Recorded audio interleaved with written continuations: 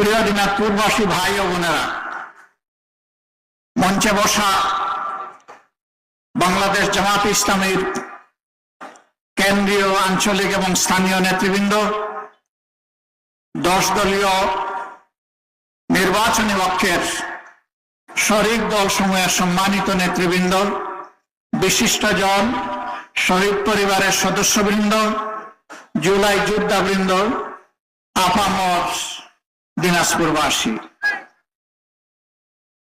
মহান রব্বুল আলামিনের শুকরিয়া আদায় করছি। একটা পরিবর্তিত প্রেক্ষাপটে এটি দ্বিতীয়বারের মতো আপনাদের সামনে এসে হাজির হওয়া, দুটি কথা বলার তৌফিক আল্লাহ তাআলা আমাদেরকে দান করেছেন। প্রভু পরওয়ারদিগারের দরবারে অসংখ্য অসংখ্য শুকরিয়া, আলহামদুলিল্লাহ। 24 জুলাই, বিপ্লবের জুলাই, গণবিস্ফোরণের জুলাই, গণ অভ্যুত্থানের জুলাই, এক সাগর রক্তের জুলাই। ও জুলাই না হলে আজকে এখানে দাঁড়াতে পারতাম না, কথা বলতে পারতাম না, মানুষের কাছে যেতে পারতাম না, মানুষের অধিকারের জন্য প্রকাশ্যে লড়াই করতে পারতাম না। যাদের কারণে আজকে এখানে দাঁড়ানো, আমি আজ গভীর শ্রদ্ধার সাথে দিনাজপুরের 11 জন সহ সারা বাংলাদেশের সমস্ত শহীদদেরকে স্মরণ করছি। আমি কৃতজ্ঞতা এবং ধন্যবাদ জ্ঞাপন করছি সেই সমস্ত জুলাই যোদ্ধাদের যারা বুলেটের আঘাতে জর্জরিত হয়ে পঙ্গু হয়ে পড়েছেন, গুরুতর আহত হয়েছেন, মেরুদণ্ড আঘাত পেয়ে প্যারালাইজড হয়ে হাসপাতাল কিংবা নিজের ঘরে বিছানায় পড়ে আছেন। তাদের জন্য আমি গভীর সমবেদনা জ্ঞাপন করছি। আল্লাহ তাআলার দরবারে দোয়া করছি, আল্লাহ তাদেরকে সুস্থতার পূর্ণ নিয়ামত দান করুন। মা বোনেরা যারা জুলাইয়ের আকাঙ্ক্ষাকে সফল করার জন্য তাদের ভাইদের পাশে, সন্তানদের পাশে সাহস করে রাস্তায় নেমে এসে দাঁড়িয়েছিলেন, স্লোগান তুলেছিলেন, আকাশ বাতাস কাঁপিয়েছিলেন, জালিমের ভিড়কে থরথর করে কাঁপিয়ে দিয়েছিলেন, সেই মা বোনদেরকে আমি সেলুট জানাচ্ছি। প্রিয় দিনাজপুরবাসী, পাকিস্তান আমলে যে 19টি বড় জেলা ছিল, সেই 19 জেলার মধ্যে দিনাজপুর ছিল একটি গুরুত্বপূর্ণ জেলা। দিনাজপুরকে গণ্য করা হয় বাংলাদেশের শস্য ভান্ডার হিসেবে। সারা বাংলাদেশের খাদ্যের 3 ভাগের 1 ভাগ যোগান দেয় বৃহত্তর দিনাজপুর। এই যারা নিজের উর্বর মাটিতে কঠোর পরিশ্রম করে বাংলাদেশকে যুগের পর যুগ দিয়ে চললেন, বাংলাদেশ দিনাজপুরকে কি দিল? বৃহত্তর জেলা হিসাবে অনেক জায়গায় জেলা কোয়ার্টার, হেডকোয়ার্টার হয়েছে সিটি কর্পোরেশন। আপনারা কি সিটি কর্পোরেশন পেয়েছেন? পান নাই। কেন? আপনারা তাহলে কি বাংলাদেশের সৎ ভাই? সৎ ভাইকে মানুষ সম্পত্তি দিতে চায় না, তার অধিকার দিতে চায় না। আমরা এই বৈষম্যকে খতম করব ইনশাআল্লাহ। আপনাদের ভালোবাসায়, সমর্থনে বাংলাদেশ জামাতে ইসলামী যদি দেশ সেবার সুযোগ পায়, সরকার গঠনের সুযোগ পায়, আমরা আপনাদেরকে অত্যন্ত আস্থার সাথে আশ্বস্ত করছি, দিনাজপুর শহর ইনশাআল্লাহ সিটি কর্পোরেশনে রূপান্তরিত করা হবে। সিটি কর্পোরেশন হওয়ার সাথে সাথে অনেকগুলা উন্নয়ন অটোমেটিক্যালি দিনাজপুর শহর পেয়ে যাবে। এই দিনাজপুরে গ্যাস সংকট, গ্যাস নাই, বাংলাদেশের বহু জেলায় আছে। অবশ্য অবশ্য গ্যাসের উৎস কোথায় আছে কোথায় নেই এখনো সারা দেশ নিয়ে আমাদের কোনো সরকারি সেই রকম কোনো বৈজ্ঞানিক জরিপ চালায়নি। হতে পারে এখানেই গ্যাস আছে, যেহেতু কয়লার সন্ধান পাওয়া গেছে, কয়লার সাথে গ্যাসের একটা সম্পর্ক আছে। মিনারেল সায়েন্সের ছাত্র যারা তারা এটা ভালো করে বুঝেন, হয়তো একদিন সেই সম্পদ বের হয়ে আসবে ইনশাআল্লাহ। আর নাও যদি আসে তাহলে বাংলাদেশের অন্যান্য জায়গায় যদি গ্যাসের অংশীদারিত্ব থাকে দিনাজপুরেরও থাকবে ইনশাআল্লাহ। আর মা বোনদেরকে কাঠ পোড়ানো সাইটে আর চোখ ঝাঁঝালো করতে হবে না যদি ইনসাফ ভিত্তিক একটি দেশ গঠন হয়। প্রিয় দিনাজপুরবাসী, এখানে কৃষক ভাইয়েরা বোনেরা কিষানীরা বড় কষ্ট করে ফসল ফলান। বৈজ্ঞানিক প্রযুক্তির এখানে ব্যবহার খুবই সীমিত। আজকে 2026 সাল, বিশ্বের বিভিন্ন দেশ স্বাধীন হওয়ার 25 বছরের ভিতরে কৃষিতে আধুনিক যন্ত্রপাতির সমন্বয় ঘটিয়ে স্বাভাবিক অবস্থার চাইতে 4 গুণ বেশি ফসল উৎপাদন করছে। আমরা হাড় ভাঙা পরিশ্রম করি, কিন্তু আমাদের জমিতে সেই ফসল ফলে না। আমরা চাই উত্তরবঙ্গ হোক আমাদের কৃষি শিল্পের রাজধানী। আমরা সেই শিল্পই এখানে গড়ে তুলব ইনশাআল্লাহ। কৃষিকে আর পুরানো ধাঁচা এখানে চালানো হবে না। এখানে কৃষিকে আধুনিকায়ন করে আধুনিক লজিস্টিক সরবরাহ করে ন্যায্য এবং স্বল্প মূল্যে কৃষকের হাতে তুলে দিয়ে আমরা এই জমির উৎপাদন বাড়িয়ে তুলব। বলবেন যে কিছু কিছু উৎপাদন করার পরে ওটারই তো সঠিক বাজার মূল্য পাই না, আবার সংরক্ষণের অভাবে অনেক সময় আমাদের উৎপাদিত ফসল ধ্বংস হয়ে যায়। আমরা আপনাদেরকে কথা দিচ্ছি, ফসলের ন্যায্য মূল্য ইনশাআল্লাহ নিশ্চিত করা হবে এবং ফসল এবং সবজির সংরক্ষণও নিশ্চিত করা হবে। জায়গায় জায়গায় সংরক্ষণাগার ঘরে তোলা হবে, তাহলে সারা বছর বাংলাদেশের মানুষ স্বস্তির সাথে ন্যায্য দামে, কমেও নয় বেশিতেও নয়, তারা সেই কৃষি পণ্যগুলা পাবেন। কারা করবে এটা? যারা মানুষের তকদির নিয়ে টানাটানি করে তারা, নাকি যারা আল্লাহকে ভয় করে মানুষের আমানত রক্ষার জন্য সদা ভীত সন্ত্রস্ত থাকে তারা? যারা আল্লাহকে ভয় করে তারাই করবে ইনশাআল্লাহ। দিনাজপুরের মানুষ শিক্ষিত এবং ভদ্র, এইখানে কোনো চাঁদাবাজি হয় না। ও মা, এখানেও হয়? শিওর? আরো বেশি?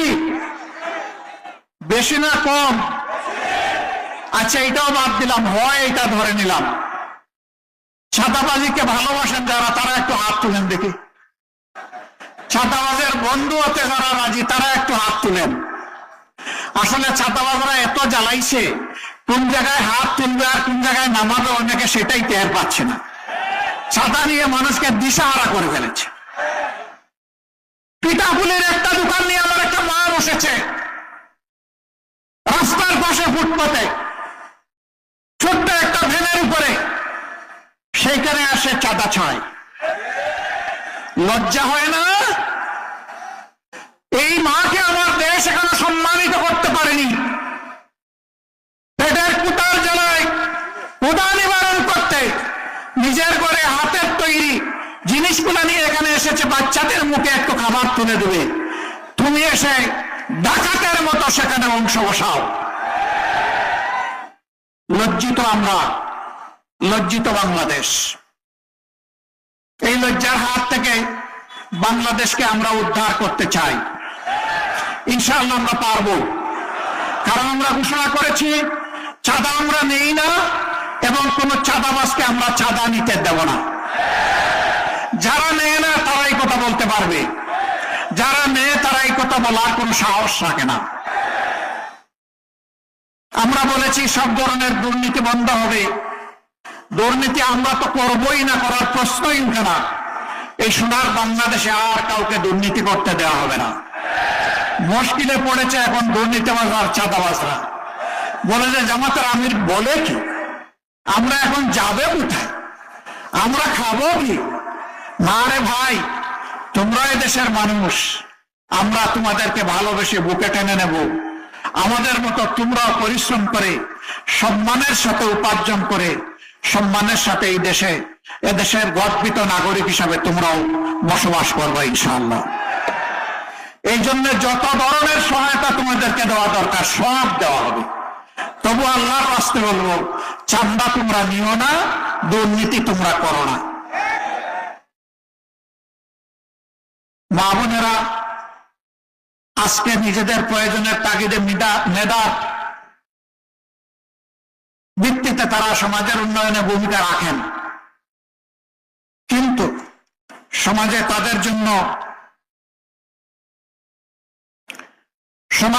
জন্য নিরাপদ সম্মানের জায়গা নাই। তারা ঘরেও নিরাপদ না, তারা চলাচলে নিরাপদ না, এবং তারা কর্মক্ষেত্রেও নিরাপদ না। মায়েরা আমাদের সম্মানের জাতি। আমাদের জীবনের চেয়ে আমাদের মাদের সম্মানের মূল্য আমাদের কাছে অনেক বেশি। আমরা কথা দিচ্ছি, হে বাংলাদেশ, আমরা তোমাদেরকে এমন একটা মায়ের জাতি উপহার দেব ইনশাআল্লাহ, যারা ঘরে, যাতায়াতে, কর্মস্থলে পূর্ণ মেধা এবং যোগ্যতা নিয়ে দেশ গড়ার কাজে অবদান রাখবেন। সেখানে তারা ইনশাআল্লাহ সম্পূর্ণ নিরাপত্তা এবং সম্পূর্ণ সম্মানের সাথে দায়িত্ব পালন করবেন। আমরা তাদেরকে আমাদের মাতার তাজ হিসাবে মাথায় তুলে রাখব। কারণ আমরা যে মায়ের উদরে জন্ম নিয়েছি, আমরা যে মায়ের গর্ভে জন্ম নিয়েছি, কেউ তো বাপের গর্ভে আমরা জন্ম নেইনি।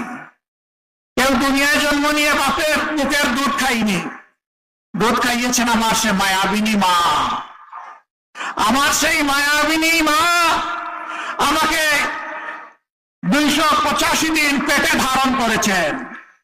এ মায়ের ঋণ পরিশোধ করার কোনো শক্তি কোনো সন্তানের নাই।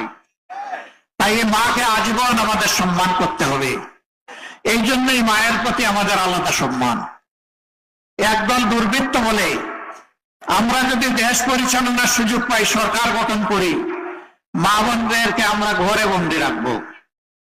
যারা বাংলাদেশ জামাত ইসলামের প্রতি আজকে নারী সমাজের ভালোবাসা এবং সমর্থন দেখে ভীত সন্ত্রস্ত, তারাই এই সমস্ত কথা বলে আমাদের মা বোনদেরকে তারা ধোঁকা দিতে চায়।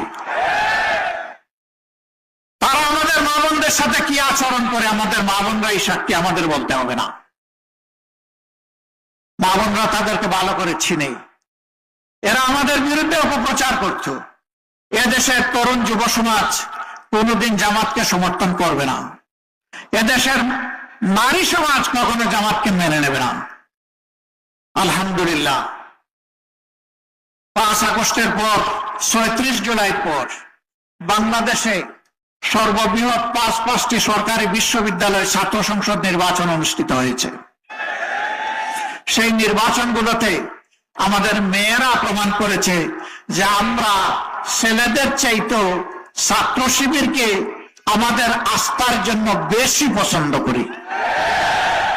ওদেরকে জিজ্ঞেস করা হয়েছে, তোমার তো ড্রেস টেস্ট ঠিক নাই, তুমি ছাত্র শিবিরকে ভোট দিবা কেন? বলছে যে ছাত্র শিবিরের কাছে আমরা নিরাপদ, এই জন্য ছাত্র শিবিরকে ভোট দেব। মায়েরাও আজকে তাই বলছেন, জামাত ইসলামের কাছে আমরা নিরাপদ, এই জন্যই আমরা জামাত ইসলামকে বেছে নেব। মুবারকবাদ আপনাদেরকে। বহু জায়গায় আমাদের মাদের উপর আক্রমণ শুরু হয়ে গেছে। কালকে কিছু মাকে সান্ত্বনা দিতে গিয়ে বলেছিলাম, আপনারা বড় গর্বিত, আপনারা ইসলামের সোনালী ইতিহাসের উজ্জ্বল নক্ষত্র। আল্লাহর নবীর কাছে, মুহাম্মদ রাসূলুল্লাহ সাল্লাল্লাহু আলাইহি সাল্লামের কাছে কোরআন নাযিল হওয়ার পর সর্বপ্রথম যিনি জীবন দিয়েছেন তিনি আমাদের আম্মা জান, আমাদের গর্বিত মা হযরত সুমাইয়া রাদিয়াল্লাহু তাআলা। তার আগে আগে কোন পুরুষ শাহাদাত বরণ করেননি।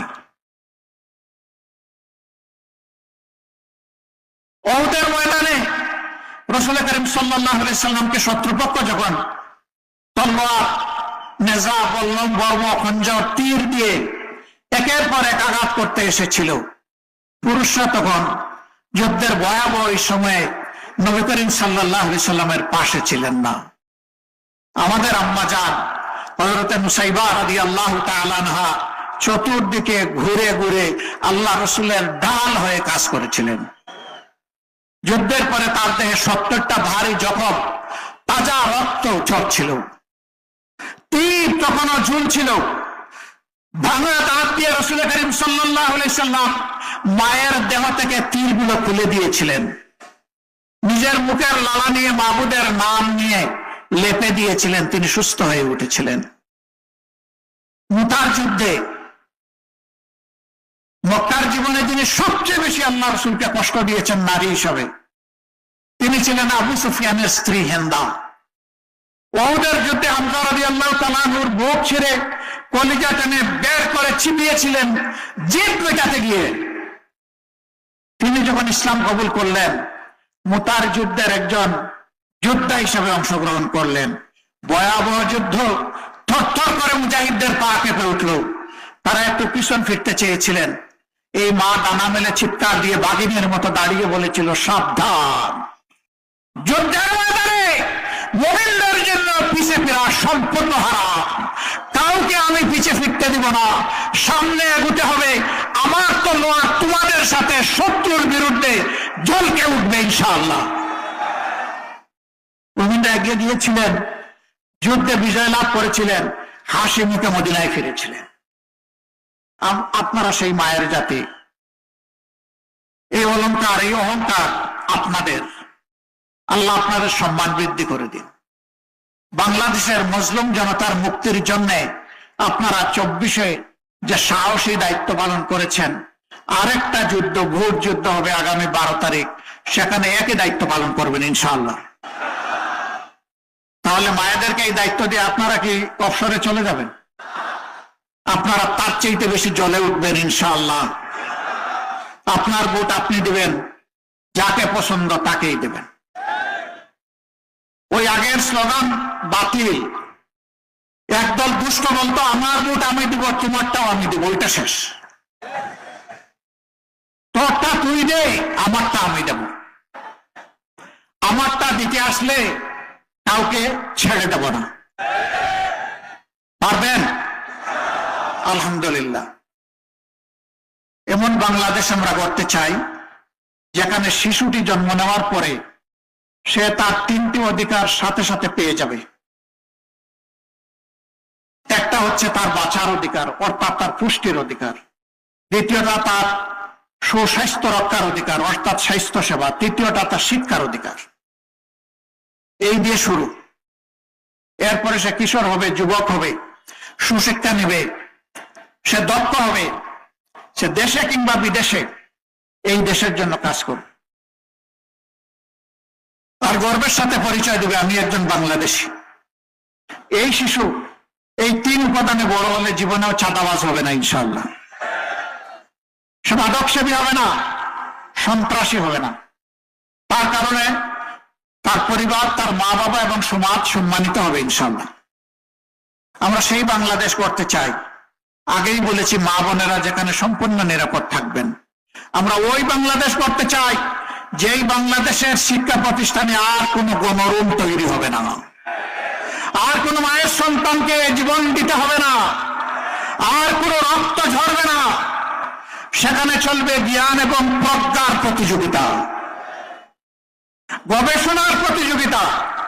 অস্ত্রের ঝনঝনানি আর ওই সমস্ত শিক্ষা প্রতিষ্ঠানে হবে না।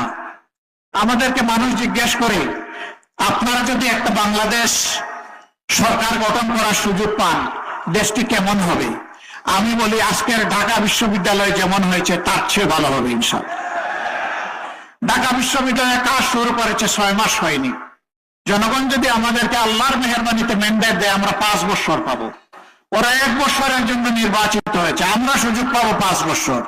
সেই 5 বছর আমরা এদেশের জনগণকে সাথে নিয়ে জনগণের জন্য জনবান্ধব বাংলাদেশ গড়ে তুলবো ইনশাআল্লাহ।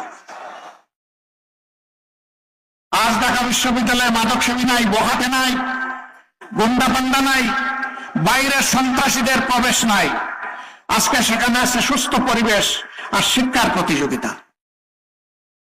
সেই বাংলাদেশি আমরা স্বপ্নে দেখি, ওই বাংলাদেশি আমাদের ভীষণ, ওই বাংলাদেশি ইনশাআল্লাহ আমরা বলব।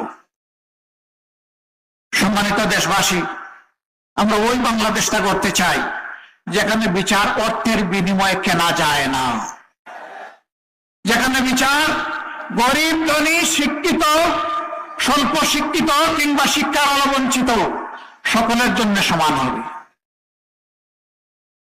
ওই বাংলাদেশকে আমরা চাই যেখানে ধর্মে ধর্মে আর কোন সংঘাত হবে না, বরঞ্চ একই বাগানের বিভিন্ন জাতের গাছ হিসাবে আমরা পরস্পর সহাবস্থান করব সম্মান এবং ভালোবাসা নিয়ে। সেই বাংলাদেশ আমরা করতে চাই। আমরা ওই বাংলাদেশকে করতে চাই যেই বাংলাদেশের টাকা চুরি করে আর বিদেশের মাটিতে বেগমপাড়া গড়ার স্বপ্ন কেউ দেখবে না। বেগমপাড়ার চোরদেরকে ধরে এনে বাংলাদেশে শাস্তি দেওয়া হবে, ওই বাংলাদেশটা আমরা দেখতে চাই। প্রিয় দেশবাসী, আমরা আপনাদেরকে অধিক কোনো আশ্বাস দেব না, আমরা ওই দিব এই দিব বিশেষ কোনো সুবিধা দিব এটা বলার কোনো অধিকার আমাদের নাই। আমরা কে? আমার বাপের সম্পত্তি দিব আপনাকে দয়া করে? আমরা তো জনগণের সম্পদের পাহারাদার, চকিদার, জনগণের সম্পদের আমানত। আমরা যদি ইনসাফ ভিত্তিক ভাবে জনগণের কাছে ফিরিয়ে দিতে পারি, আমাদের বিশ্বাস এই দেশে আর কোনো মানুষ না খেয়ে কষ্ট করবে না, গাছতলায় রাত্রে ঘুমাবে না, ফুটপাতে রাত্রি যাপন করবে না, আমার কোনো মা পেটের জ্বালায় অস্থির হয়ে অন্ধকার গলিতে আর প্রবেশ করবে না। এটা জাতীয় লজ্জা। যেই জাতি তার মাদেরকে সম্মানের সাথে সম্ভাষণ পুনর্বাসন করতে পারেন না, এটি একটি কলঙ্কিত ব্যর্থ জাতি। আমরা আর ব্যর্থ হতে চাই না। আমরা এখন আলোর দরজা খুলতে চাই, আলোকিত বাংলাদেশ করতে চাই। শুরু যেখানে করেছিলাম শেষ ওখানে করতে চাই। এখানে প্রচুর পরিমাণ আম উৎপাদন হয়, লিচু উৎপাদন হয়, তাড়াহুড়া করে বিক্রি করতে হয়। আমি আগেই বলেছি এর সংরক্ষণ আর করা হবে এবং সেখানে আরো উন্নত মানের ইন্ডাস্ট্রি গড়ে তোলা হবে। কি ইন্ডাস্ট্রি? আমের রস, লিচুর রস উচ্চ মূল্যে বিদেশে বিক্রি হয়। আমাদের দেশে তার ফুড প্রসেসিং ইন্ডাস্ট্রি না থাকার কারণে কৃষক অস্থির হয়ে যায়, কেমনে তাড়াতাড়ি বিক্রি করে দেবে। এই জন্য সে তার উৎপাদিত ফসলের সঠিক মূল্য পায় না। মাঝখানে মধ্যস্বত্বভোগীদের পেট মোটা হয় খাইতে খাইতে। আমরা এখানে তৃণমূলে ইনশাআল্লাহ সেই ইন্ডাস্ট্রিগুলো গড়ে তুলব। লাভ দুটি হবে, কৃষকরা উৎসাহিত হবে উৎপাদনের ক্ষেত্রে, আর বিপুল পরিমাণ কর্মসংস্থানের ব্যবস্থা হবে আমাদের যুবকদের। আমরা 3টা জিনিস সকল টাউনে, বড় টাউনে নিশ্চিত করতে চাই। উন্নত স্বাস্থ্য সেবা, এবং আমরা ঘোষণা করছি আল্লাহর পর ভরসা দিয়ে আপনাদের সম্পদ দিয়ে বাংলাদেশের কোনো জেলা এমন থাকবে না যেখানে সরকারি মেডিকেল কলেজ করা হবে না। আপনাদের এখানে আছে, কিন্তু পাশে নাই ঠাকুরগাঁও, নাই পঞ্চগড়ে, ইনশাল্লাহ একটাও বাদ যাবে না। যখন মেডিকেল কলেজ গড়া হবে তখন দলে দলে ডাক্তার এখানে তৈরি হবে এবং ডাক্তারদের সেবা জনগণের জন্য আরো বেশি প্রসারিত হবে।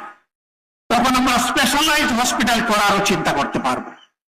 এখন তো উপাদান নাই, কি দিয়ে করব?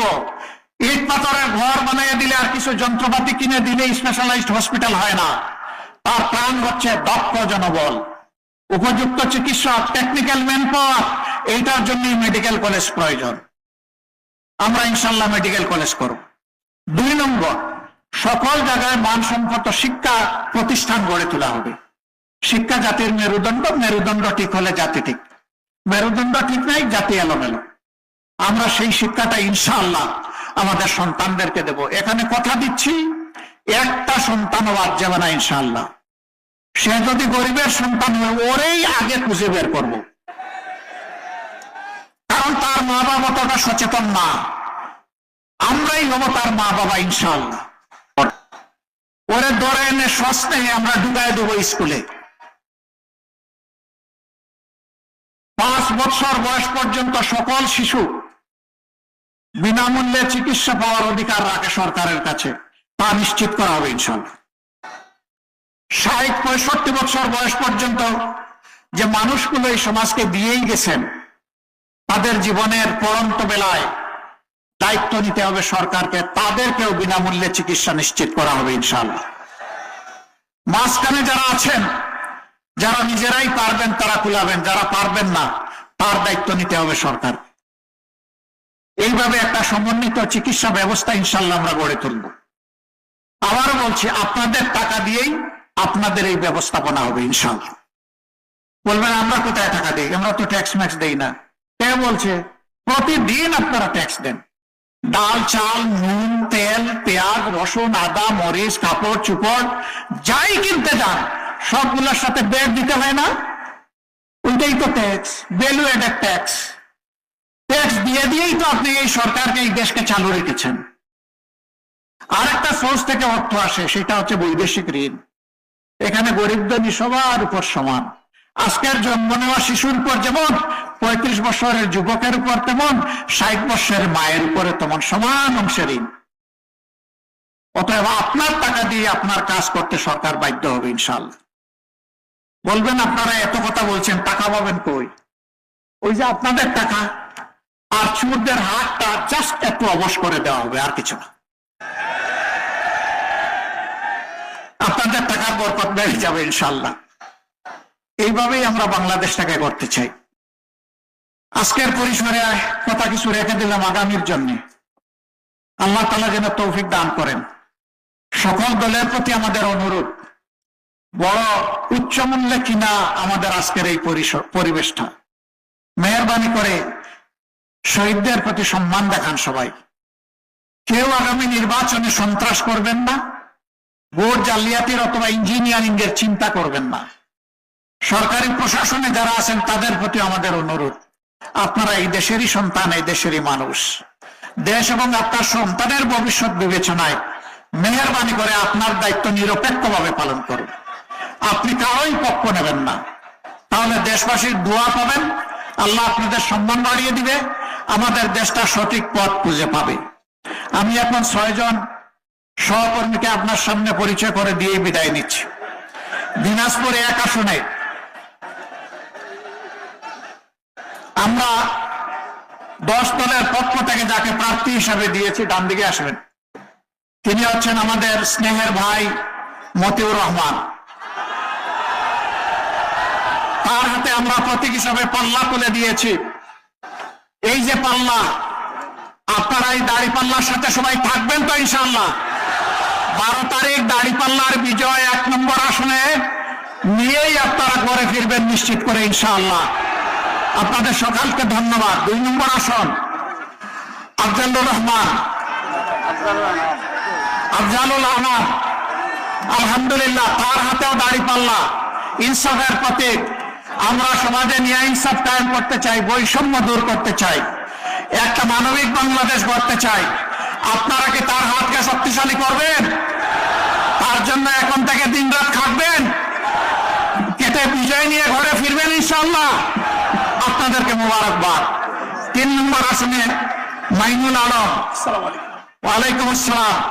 এই যে মুরব্বী মানুষটা সাদা হতে হতে লাল হয়ে গিয়েছেন, এই মানুষটাকে আপনাদের ভালো লাগে, মায়া লাগে?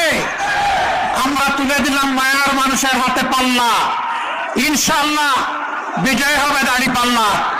সেই বিজয় নিয়ে আপনারা ঘরে ফিরবেন ইনশাআল্লাহ। 4 নম্বর আসন আফতাবউদ্দিন মোল্লা, জাতেও মোল্লা, দেখতেও মোল্লা, আর আসলেই একটা কামলা মানুষ। এর আগে উপজেলা চেয়ারম্যান ছিলেন, নিবেদিত প্রাণ হয়ে মানুষকে তিনি সেবা দিয়েছেন। এবার সংসদে গিয়ে আপনাদের পক্ষে আওয়াজ তুলবেন। আপনারা ইনশাআল্লাহ, তাকেও কি মায়া লাগে দেখতে? আমারও মায়া লাগে। আপনারা তার পাশে দাঁড়াবেন মজবুত হয়ে এবং তার বিজয় নিশ্চিত করে ইনশাআল্লাহ আল্লাহর পর ভরসা করে আপনারা ঘুরে ফিরবেন। এরপরে 5 নম্বর আসন ডাক্তার আব্দুল আহাদ এনসিপির পক্ষ থেকে, তাকে এখানে আমরা প্রার্থী হিসেবে 10 দলের পক্ষ থেকে দিয়েছি। তাকেই দাঁড়িপাল্লা মনে করবেন, তাকেই রিক্সা মার্কা মনে করবেন, তাকেই দেওয়ালগড়ি মনে করবেন, তাকেই ভোট কাজ মনে করবেন, তাকেই ছাতা মার্কা মনে করবেন, আখের তাকে শাপলা কলি মনে করবেন এবং মনে করে একসাথে লড়াই করবেন ইনশাআল্লাহ। তারও বিজয় ছিনিয়ে এনে আপনারা ইনশাআল্লাহ ঘরে ফিরবেন। আপনাদেরকে ধন্যবাদ। সর্বশেষ আনোয়ারুল ইসলাম, দিনাজপুর জেলার সাবেক আমির, দীর্ঘদিন তিনি মাঠে ময়দানে চষেছেন, এই ময়দানকে তৈরি করেছেন।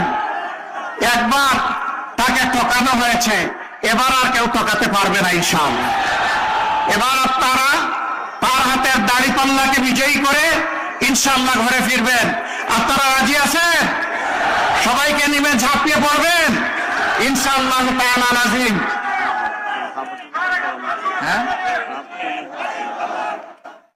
সম্মানিত ভাইগণ, বলবেন যে আমির সাহেব তো ভারী স্বার্থপর, এ পর্যন্ত শুধুমাত্র তাদের মার্কার কথা বললো। আমাদের গণভোটের কি হবে? গণভোটে কি বলবো আমরা? গণভোটে কি বলবো? নতুন বাংলাদেশের জন্য কি বলবো? পরিবর্তনের বাংলাদেশের জন্য কি বলবো? দুর্নীতিমুক্ত বাংলাদেশের জন্য কি বলবো? ফ্যাসিবাদ মুক্ত বাংলাদেশের জন্য কি বলবো? চাঁদাবাজ মুক্ত বাংলাদেশের জন্য কি বলবো? আল্লাহ হাফেজ। বাংলা